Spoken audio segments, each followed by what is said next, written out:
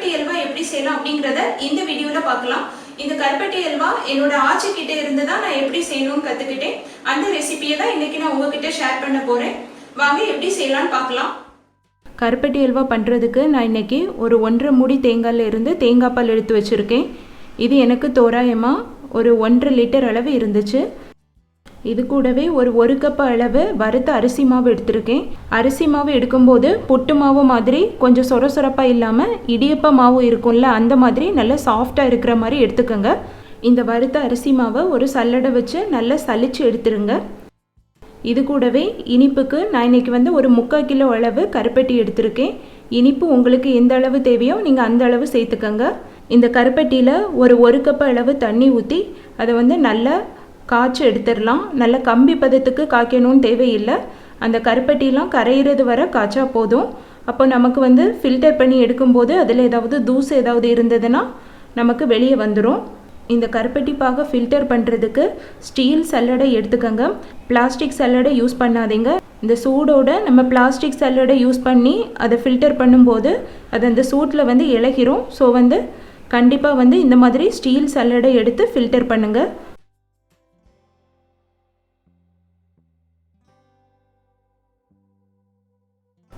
இனி ஒரு அகன்ற கடாயில் நம்ம எடுத்து வச்சுருக்க தேங்காய் பாலை ஊற்றலாம்.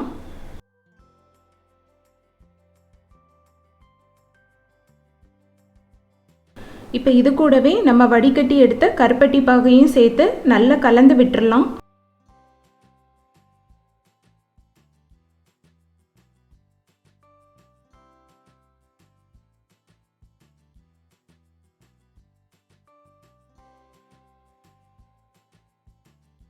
இது கூட லாஸ்ட்டாக வறுத்த அரிசி மாவையும் சேர்த்து கட்டி ஒன்றும் இல்லாமல் நல்லா கலந்து விட்டுறலாம்.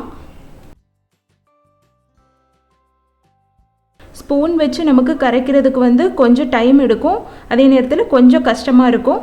ஸோ கையை நல்லா கழுவிட்டு அதுக்கப்புறமா கையை வச்சு நல்லா அதை கரைச்சி விட்டுருங்க. மாவை இந்த மாதிரி ஃபஸ்ட்டே நீங்கள் சேர்த்து அதுக்கப்புறமா ஸ்டவ்வில் வச்சு அதை அல்வா கிண்டினாலும் சரி, இல்லைனா ஃபஸ்ட்டு தேங்காய் பாலும் கருப்பட்டி பாகும் சேர்த்து காய்ச்சிட்டு அது லைட்டாக திக்காகி வரும்போது அதுக்கப்புறமா கொஞ்சம் கொஞ்சமாக அந்த மாவை சேர்த்து அல்வா கிண்டினாலும் சரி, எப்படி பண்ணினாலும் நமக்கு கரெக்டாக அல்வா அந்த பதத்துக்கு வந்துடும். ஸோ உங்களுக்கு எது ஈஸியாக இருக்குதோ அந்த மெத்தடை ஃபாலோ பண்ணி நீங்கள் அல்வா ரெடி பண்ணுங்கள். இந்த மாதிரி மாவை கெட்டி ஒன்றும் இல்லாமல் நல்லா கரைச்சி விட்டுட்டு ஸ்டவ்வை ஆன் பண்ணி ஃபுல் ஃப்ளேமில் வச்சுருங்க. இது தொடர்ந்து இப்போ நம்ம கைவிடாமல் கலந்து விட்டுட்டே இருக்கணும்.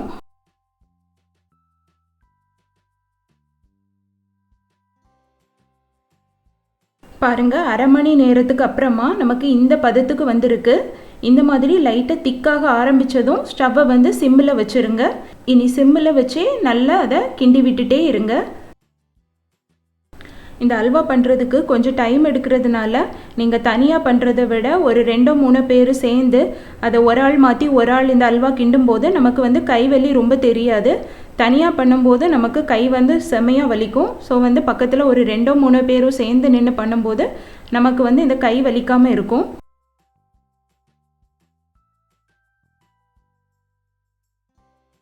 பாருங்கள், 1 மணி நேரத்துக்கு அப்புறமா இந்த பதத்துக்கு வந்திருக்கு. இன்னும் கைவிடாமல் கிண்டிகிட்டே இருங்க.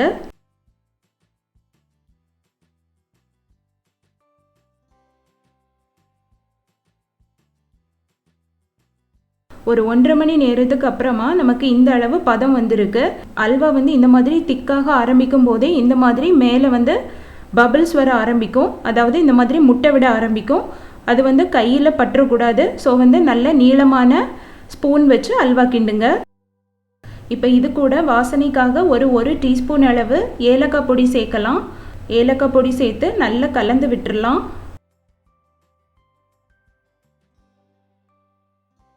இது கூடவே ஒரு கைப்பிடி அளவு முந்திரி பருப்பு அதையும் சேர்த்து நல்லா கலந்து விட்டுடலாம். இது கூட உங்களுக்கு பிடிச்ச பாதாம், பிஸ்தா, கிஸ்மிஸ் பழம் இப்படி எந்த நட்ஸ் வேணாலும் சேர்த்துக்கலாம்.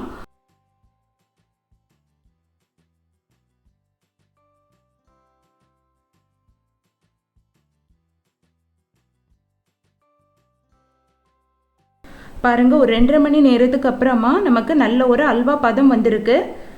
ஒரு 2-3 நிமிஷம் இதை இன்னும் கிண்டி விட்டுட்டு இனி ஸ்டவ்வை ஆஃப் பண்ணிடலாம்.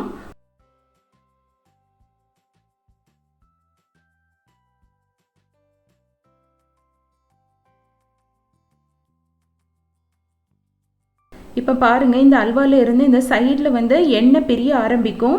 நம்ம ஒரு சொட்டு எண்ணெயோ நெய்யோ சேர்க்கலை, ஆனால் அந்த தேங்காய் பாலில் இருந்து நமக்கு வந்து தேங்காய் எண்ணெய் வந்து ரிலீஸ் ஆக ஆரம்பிக்கும். இப்போ இந்த அல்வா வந்து நல்ல திக்காகி திரண்டு வர ஆரம்பிக்கும். இந்த ஸ்டேஜ் வரும்போது நம்ம ஸ்டவ்வை ஆஃப் பண்ணிடலாம். இப்போ ரெடி பண்ணி வச்ச அல்வாவை வேறு ஏதாவது பிளேட்டுக்கு மாற்றிடலாம். அல்வா ஒட்டாமல் இருக்க பிளேட்டில் வந்து எண்ணெயோ நெய்யோ தடவணும்னு தேவையில்லை. ஏன்னா அல்வா வந்து ஆறி வரும்போது நமக்கு இறுக ஆரம்பிக்கும். அந்த டைமில் அல்வாவிலிருந்தே நமக்கு வந்து எண்ணெய் ரிலீஸ் ஆகும். ஸோ வந்து இந்த பிளேட்டில் வந்து நெய்யோ எண்ணெயோ தடவணும்னு தேவையில்லை. இப்போ ஒரு ஸ்பூன் வச்சு மேல் பகுதியை நல்லா சமமாக பரப்பி விட்டுருங்க. உங்ககிட்ட வாழை இலை இல்லைன்னா பேக்கிங் பேப்பர் இருந்தால் கூட அதை வச்சு நல்லா ஈவனாக அதை சமப்படுத்தி விட்டுருங்க. இந்த அல்வா வந்து நல்லா ஆறட்டும். ஆறுன அப்புறமா நம்ம எடுத்து பீஸ் போடலாம்.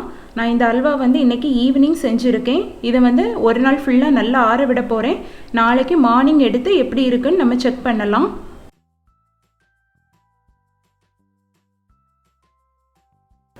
அடுத்த நாள் காலையில் அல்வா வந்து நல்லா செட் ஆகிட்டு பாருங்கள், அல்வாவில் இருந்து எவ்வளோ எண்ணெய் வந்திருக்கணும். இனி இதை வேறு ஒரு பிளேட்டுக்கு மாற்றிடலாம். பாருங்கள், அல்வா வந்து பிளேட்டில் ஒட்டாமல் சூப்பராக வந்திருக்கு. இனி இதை கட் பண்ணி பீஸ் போட்டுடலாம்.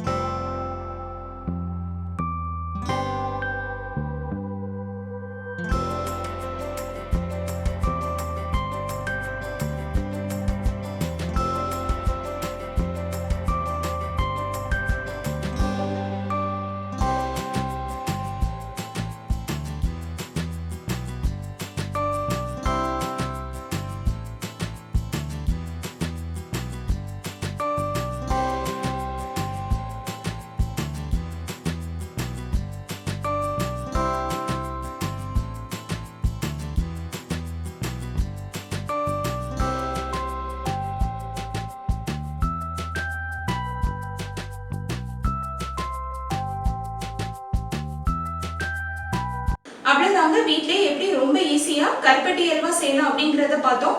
இந்த கருப்பட்டி அல்வா செய்யறதுக்கு வந்து நமக்கு கொஞ்சம் டைம் எடுக்கும். ஒரு 2.5 இருந்து 3 மணி நேரம் ஆகும். பட் வந்து டேஸ்ட்னு பார்த்தா வேற லெவல்ல இருக்கும். கண்டிப்பா நீங்களும் இந்த அல்வாவை உங்க வீட்டுல செஞ்சு பார்த்துட்டு எப்படி வந்திருக்குன்னு கீழே கமெண்ட் பண்ணுங்க. இந்த வீடியோ உங்களுக்கு பிடிச்சிருக்கும்னு நம்புறேன். இந்த வீடியோ உங்களுக்கு பிடிச்சிருந்ததுன்னா லைக் பண்ணுங்க, ஷேர் பண்ணுங்க, மறக்காம குமரி ஸ்பெஷலுக்கு சப்ஸ்கிரைப் பண்ணுங்க. இன்னும் ஒரு அட்டகாசமான ரெசிபியோட நெக்ஸ்ட் வீடியோல மீட் பண்ணலாம். Until then, bye from Soumya.